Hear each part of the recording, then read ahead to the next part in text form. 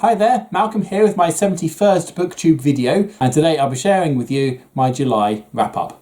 July, the month where I get to spend some of it sitting on a beach. Oh, I got lots of reading done, yes? No, I kept going to sleep.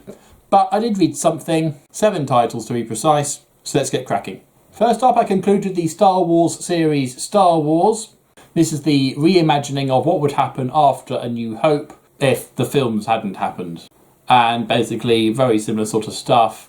Instead of taking it into a whole new direction with new creatures, new locations and new stuff, it's pretty much a lot of the same, but different.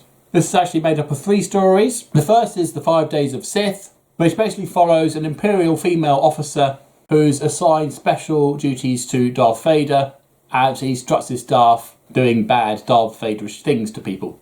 This is a young, ambitious officer with lots of potential who believes she's on the side of right, and he gets to witness the Empire firsthand from her side. A straightforward little tale that does give a little bit more insight behind some of the people behind the uniform. The second story follows the usual crew as they go on a mission to rescue one of Leia's childhood friends, who's been in deep undercover, I'm not quite sure doing what, but doing something vital, and is trying to make her way back to the Rebel fleet, but is being hunted by a bounty hunter, IG-88. Again, a fun little story, introducing a really interesting new character, but as this is the end of the run, so what? You know, this that establishes nothing, goes nowhere, in fact has gone nowhere. Had it had a longer run, we might have got more, might have seen some of the other characters that were introduced get to develop further. I mentioned a couple of books ago, there's a new character, I was really interested to see what they do. No, never seen her again. But fun for what it was. And then finally is The Art of the Bad Deal, which was a free comic book day from a few years ago. It's one I didn't pick up, so I had to look for it online. That was a mission and a half. And it features Han and Chewie, and some other scoundrels try to steal the Millennium Falcon off him. A lot of fun, particularly for a free comic book.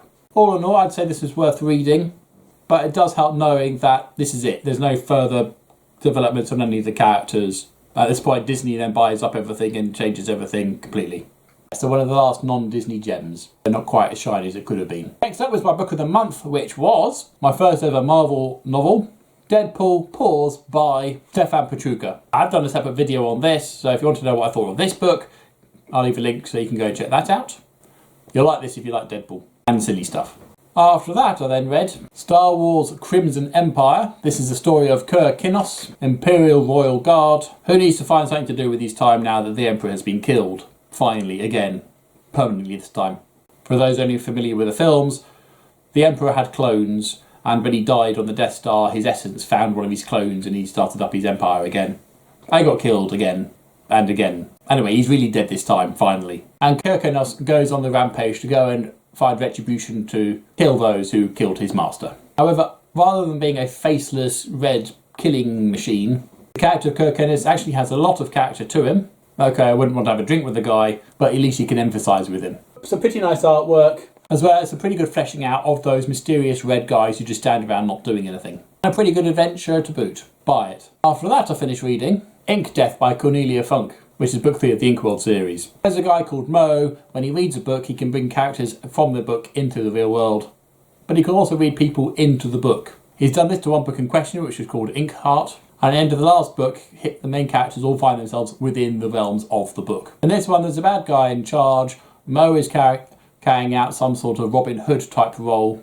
And it's a case of can the bad guys be thwarted by the good guys, even though they're the underdogs. I found the story enjoyable enough, but at just over 700 pages, it was perhaps a little bit long and meandering. You know, Mo gets captured, he escapes, he gets captured again, he gets let loose, he gets captured again. It does take a little while for the actual main plot of the story to kick off. But certainly the last 100 pages, a pretty good last 100 pages. I think we could have done with a not quite such a big run up to it. A pretty good conclusion to a pretty good series. It is kind of left open-ish. I mean, most of everything's tied up, so we don't need a next book.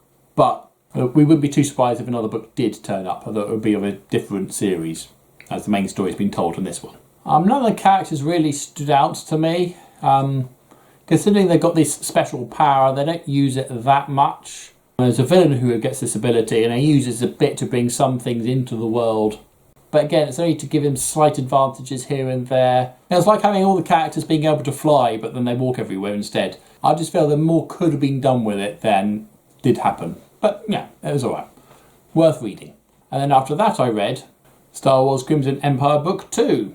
which I was able to pick up with book 1. This one continues the adventures from the first book. Here Canos has killed the person mostly responsible for the Emperor's death. However, there were a council of Imperials whose hands were also bloody, and so he targets them next. However, in amongst all that is an extra character, an extra pair, up to no good. If you're familiar with the New Jedi Order books, you might recognise the name. I won't give it away here. I've not read those yet, I'm still getting there. The mysterious character was never actually revealed as to who they were, so I had to go and look it up. Okay, it was a bit of a spoiler, but it does sort of set a precedent for things to come. Again, hint, New Jedi Order.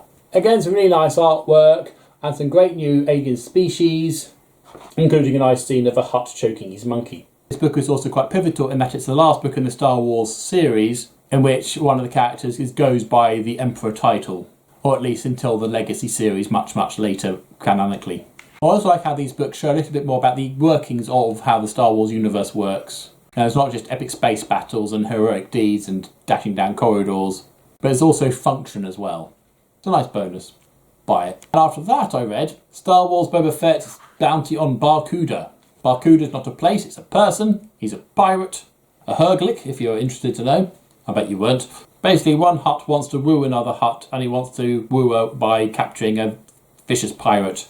So he hires Boba Fett to go and capture this pirate. And of course, the only way to get to this pirate is for Boba Fett to hunt down and capture a stage magician who used to work for him, but escaped. So a fun little story, though with one or two little questionable parts. Firstly is the atrocious artwork, courtesy of Cam Kennedy. It's not a style that works for me at all. Secondly, the magician's chief trick happens to be using a bit of technology that's not seen anywhere else in the entirety of the Star Wars universe, and would surely be of more value than any magician or pirate combined, but it's completely overlooked and left behind. And at the end of the story is a little bonus droids adventure, where R2-D2 and C-3PO bump into their old foe, Olag Krek, who happens to be targeted by an IG-88 unit. Lots of cartoony excitement and action, on a par with the rest of the Droids series, and the whole thing was worth reading. Finally, on the beach I read The Terranauts by T.C. Boyle. I picked this up from the library. I picked it up a few times and put it back down, having picked something else. Finally went for it. In the early 90s, there was a NASA experiment which housed 8 people in an enclosed ecosystem for 2 years.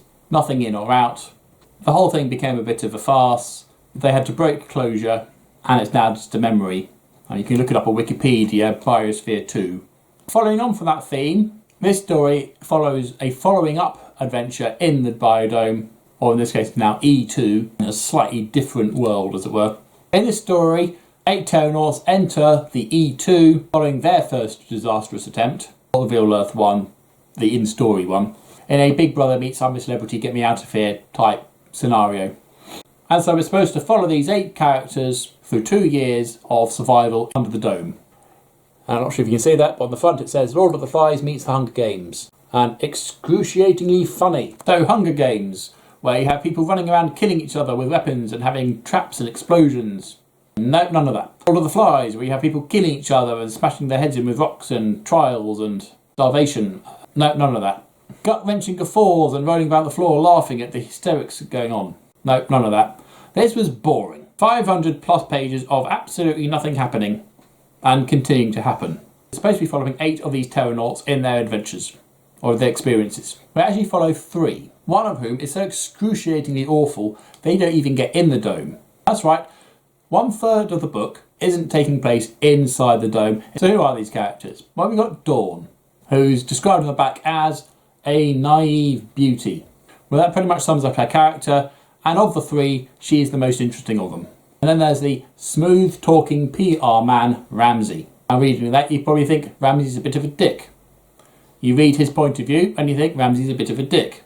Well, his dick gets him into lots of trouble. And he's a bit of a dick. And then there's Linda, who's desperate to be one of the lucky 8 chosen to take part in the world's most ambitious ecological experiment. Yes, that's the one that doesn't get in. She's truly awful. Hasn't got a single pleasant characteristic about her at all. Nothing likeable. And every time a chapter started with her name at the front, I thought, oh God, another one of Linda. She's the worst. I think they even say that she's the worst in the book. She is. But I persevered, because I wanted to see how it's all going to fall apart. Any moment now, the cataclysm is going to happen. Tempers are going to fray. Someone's going to do something. Any moment now. Oh, the book's finished, and yeah, don't bother with that one. That's rubbish. And truthfully though, I would say that had you had a situation like this, which we could all watch on the TV, you know, Big Brother meets I'm a Celebrity, Get Me Out of Here, you probably would get atrocious characters like this in there to watch, and it would be incredibly boring. So if you want that level of realism, this is probably quite a good book. Oh yeah, the other 6 Terranauts. They were there. They were somewhere in there. They surely must have featured somehow. They were mentioned a couple of times. One of them had a bag of M&Ms. They were peanutty. There we go, 7 books. Not a lot, but some of them were pretty thick. Some of them were pretty stupid as well. Hope you enjoyed that. I'd love to know your summer reads if you had any to share. Alternatively, is there a book that you persevered right through to the end despite everything and then found out that you really shouldn't have bothered? I'd love to know what you've tried there. And I'm not saying these books are bad, I'm just saying they don't work for you. But as usual, if you have nothing nice to say, then please keep it to yourself. Thank you. Until next time, see you later. Including a nice scene of a hut choking his monkey.